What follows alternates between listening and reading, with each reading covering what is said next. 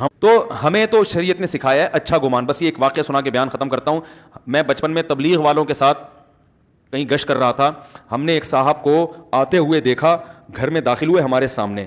ہم ان کے پیچھے پہنچ گئے. امیر صاحب نے دروازہ بجایا.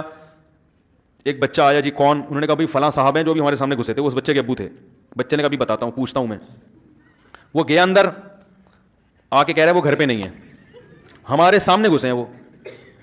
تو امیر صاحب, دیکھو یہ ہوتا ہے تبلیغی جماعت کی جو کامیابی کی وجہ ہے نا, یہ بیسک اصول ہیں, یہ بنیادی اصول ہیں جس کی وجہ سے وہ پوری دنیا میں پھیل گئے. صرف زبان سے کہتے نہیں ہیں, جو کہہ رہے ہیں اس پر عمل بھی ہے. تو امیر صاحب نے کہا, امیر صاحب کو اندازہ ہو گیا کہ بھائی یہ بدگمانی ہو رہی ہے ان سب کو. تو انہوں نے کہا دیکھو مسلمان, ہم تبلیغ کرنے نکلے ہیں نا, تو پہلے خود تو عمل کریں.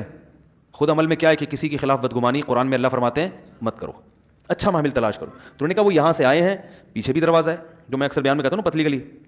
تو بھائی چوڑی گلی کے ساتھ پتلی گلی بھی تو ہوتی ہے نا. بھائی وہ آئے ہوں, پانی پیاؤ اور اس دروازے سے نکل کے باہر چلے گئے ہوں. تو بچے نے آ کے کہا ہو کہ بھائی نہیں ہے گھر پہ, تو عین ممکن ہے, اور واقعی ایسا ہوتا بھی ہے. بعض دفعہ انسان بھاگا بھاگا ایک دروازے سے آتا ہے, گھر میں پانی پیا یا واش روم گیا اور دوسرے دروازے سے فوراً نکل گیا. تو مجھے ان کا یہ جملہ بہت اچھا لگا. اس واقعے میں 12-13 سال کا تھا اس وقت سے مجھے یہ واقعہ ذہن سے نکلتا نہیں ہے. یہ ہے کہ ان بعض الظن اسم, اے ایمان والو بدگمانی مت کرو. اکثر گمان برے ہوتے ہیں, گناہ ملتا ہے اس پہ.